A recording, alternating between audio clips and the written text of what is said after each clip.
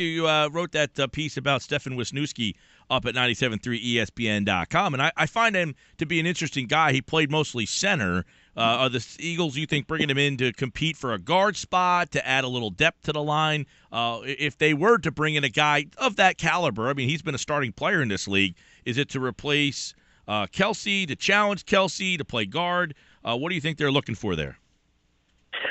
No, it's certainly not to replace Jason Kelsey. I mean, I understand the narrative out there that Jason had a bad year, and really had a bad half year. He sort of started to play like he normally does in the second half of the season, much like Sam Bradford when he took off. So I think if you look at it as a whole, Jason Kelsey was still in the top half of centers in this league even last season. Problem is he wasn't top 5 as he usually was. So when you bring in a guy like Wisniewski, he has played left guard in the past when he was a rookie in Oakland. So he's got some versatility, and obviously that's the one big hole on the line, because whether it's Alan Barber or Andrew Gardner or a young guy like Malcolm Bunch, these are not exactly John Hanna, Randall McDaniel. They're not Hall of Famers. So he could push for that if he comes in, and then you have probably the best backup center in football if something does happen to Jason Kelsey. So you have that kind of depth and versatility. Now, while I say that, there's a little bit of concern. This is the second straight year that Wisniewski has been on the market. He's been on the market for a long time. So I'm not sure how much is left of him being a top-tier player as he once was as a center in Oakland. He signed a one-year deal with Jacksonville, started every game, but it was a modest deal, and here he is. Let's face it, this is really, really late in free agency, though, so there's not a lot of people knocking down his door, and that tells you something. Yeah, no, and I agree with you there. But, at the very least, as you mentioned, the Eagles had a bunch of journeyman guys who I criticized last year in terms of Chip Kelly and the Eagles organization for basically handing journeyman starting positions. I mean, they handed guys spots who really did nothing to deserve those spots. So bringing in competition, whether the guy takes over as a starter or not, is probably a good sign. Yeah, it is. And I think the whole philosophy has changed. And you have to realize, if you look at Chip Kelly's mentality, he thinks he can get by with lesser guys on the offensive line because he plays a system based on tempo and quick hitting. So basically what you're asking offensive linemen to do is sort of set up for two seconds in either pass block or run block and sort of kick out in a zone situation. Now you have a more traditional format, and this is what frustrates scouts around this league, because a lot of times the college game and the pro game are speaking different languages, especially when you're talking about offensive linemen, and what they're asked to do in college is not remotely what they're asked to do in the pros, so it's tough to project. But Chip Kelly had more of that college mentality, and the fact that he wanted to run a spread offense zone read, and you don't need a traditional top-tier all-pro blocker. Obviously, though, it didn't work out too well for him with Alan Barber and Matt Tobin at guard. So at the end of the day, it's talent that wins in this league. Yeah, John. By the way, a couple dates were released today for the NFL, and the first day of Eagles will be April the 4th, which is Monday. They are very early. Yeah, they're very early. What does the first day signify? Because I'm looking at teams in the NFC East, John. Dallas is the 18th. The Giants are the 11th. Washington's the 18th, and Philadelphia is the 4th. Yeah, well, what that is if you have a new coach, you're permitted to start your off-season work 2 weeks earlier than teams that don't have a new coach. So that's why the Eagles can start earlier. There's going to be 4 teams, I think, that's doing it. Cleveland's one of them, San Francisco. I forget the third other than the Eagles offhand, but you're permitted to do that. And that first phase is just strength and conditioning and rehab. There's no on-field work, but you do get one extra voluntary mini camp with a new coach, and the Eagles are going to take advantage of that in mid-April. I think April 19th is the date that's going to start. So that's when you're going to first see a little bit of on-field work, obviously. As we know in the NFL, there's no hitting, there's no pads and OTAs and things like that. Yeah, let me give you the dates, everybody out there. OTA off-season workouts, May 23rd, 24th, May 26th, June 1, 2, and 3, June 6, 7, June 9, 10. The voluntary mini camps, April 26, 27, 28, and the mandatory mini camps, June 14, 15, 16. Oh, excuse me, they are for the Giants. The Eagles OTAs are May 17th, 18th, 19th, May 24, 25, 26, May 31, June 1, 2, and 3. The voluntary mini camps are 19, 20, 21, and the mandatory mini camps are June 7, 8, and 9. So there's your football fix for the spring and summer months, and that's when everything gets going there. So you see the Giants and the Eagles are a little earlier than everybody else, and that makes sense because you said the Giants with a new coach there.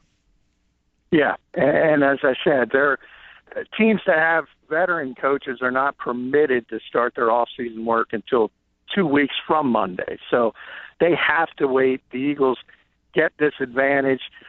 We assume Doug Peterson is going to be around. He's certainly not going to get fired after year one. So next year they won't be allowed to do that.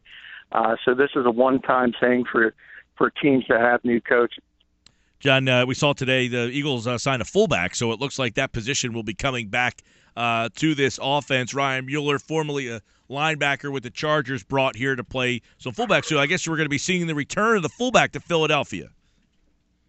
Yeah, and that's kind of what we talked about with the college and pro thing at offensive line. Same thing with fullback. A lot of people look at it and say, why are you turning a guy who played defensive line in college, then he moved to linebacker in San Diego, and now the Eagles project him as a fullback. You sort of have to think inventively if you want to fill that position, because if you look at turn on your TV on Saturdays in the fall, you don't see a lot of traditional fullbacks in college football. So what they see in this kid is he has sort of the body to be able to play that position, and if he can pick it up, hopefully he can turn into an NFL-level fullback. But that's a tough transition to make. Hey, Brian Hoyer reports that the Jets have expressed interest in him. Are the Jets really going to drop off? I mean, I'm not a huge Fitzpatrick guy, but who's going to blink in that scenario? I think it's going to be Fitzpatrick if he wants to play. I think it's evident by how long this has lasted. The Jets are serious. I don't understand it. On one hand, I shouldn't say I don't understand it. We've seen enough of Ryan Fitzpatrick to understand he doesn't deserve $19 million a year. On the other hand, if you're Ryan Fitzpatrick, you say, I'm the one who threw for 31 touchdowns, a franchise record for the Jets. I'm the one who took a team that everybody thought was going to be in last place to the cusp of the playoffs.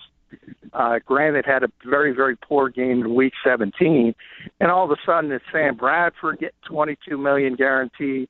It's Brock Osweiler getting the monster contract. Kirk Cousins getting nearly $20 million. So I understand his frustration, but as evident by the market, he's still out there.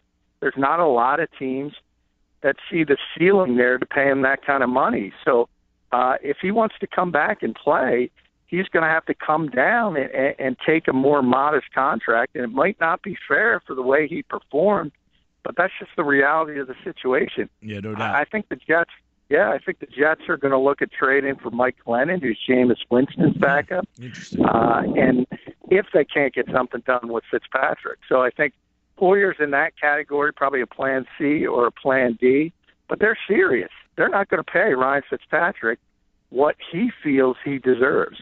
John McMullen, 97.3 ESPN.com.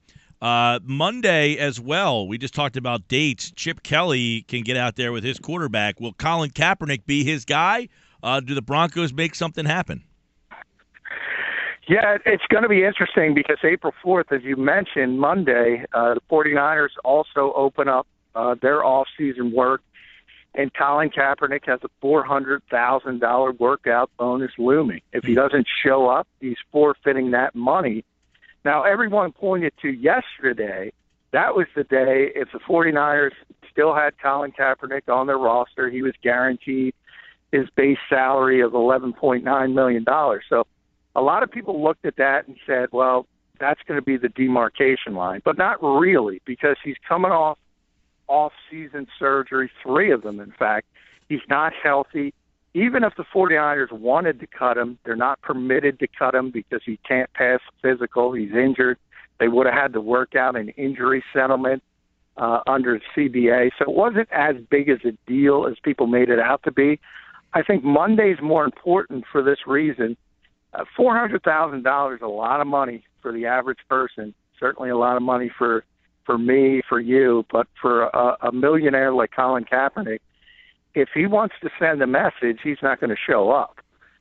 If he's open to reconciliation, he's going to be there Monday. And it's going to be very, very interesting because I think if Chip Kelly gets him in the facility, there's a good chance that he can talk him into staying.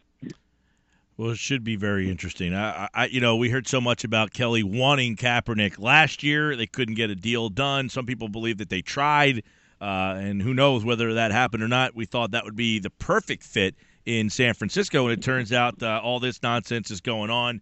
I'm very intrigued, John, to see Kelly get his chance with Kaepernick. I actually want to see what happens. Yeah, I would love to see Chip run his offense with a quarterback capable of making those zone read mechanics mean something. Yeah. Because obviously it didn't mean anything as far as the fake aspect went with Sam Bradford, Nick Foles. Didn't mean anything. Defenses are smart. They understand guys like that can't hurt you running the football. Colin Kaepernick is one of the best running quarterbacks of all time, as evidenced by the fact that he's got the NFL record for most rushing yards in a game when he made the Packers look silly in the playoffs a few years ago. I would be very interested to see how Chip's offense actually works with a guy with that kind of mobility. And I think he's smart enough to understand it's good for him because he has to sort of build up his reputation. Yeah, he is a lot. Sorry, go ahead, Mike. No, it's just bizarre that all of this kind of sound like it fell apart when it sounded like, as you're saying and I'm saying, it's a situation that many of us said, look, this is what you yearned for. Yeah, and it's kind of ironic because Colin Kaepernick is a reclamation project, and in a lot of ways Chip Kelly is also, because his reputation is still taking hits, as evidenced by that NJ.com story we talked about earlier in the week. He's still taking hits here in Philadelphia for the way he ran this organization and he coached this team. So he's got to build up his own reputation, and I think having a quarterback like Kaepernick would only help him do that. No doubt, no doubt. And I many times, look, because that San Francisco team doesn't have a lot of talent, but if you have that extra option in your offense, that could be a difference maker. So Broncos remain interested in Kaepernick.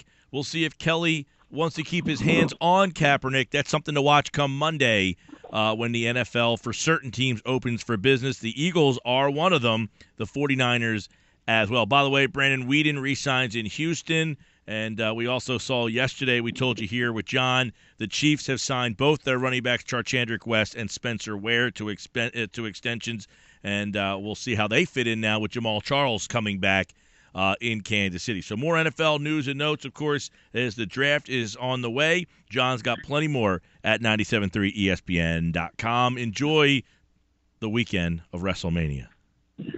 How about Texas, by the way, Mike? WrestleMania in Dallas, Final Four in Houston.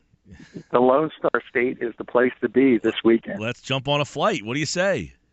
We should have went for the WrestleMania credentials. I told you that.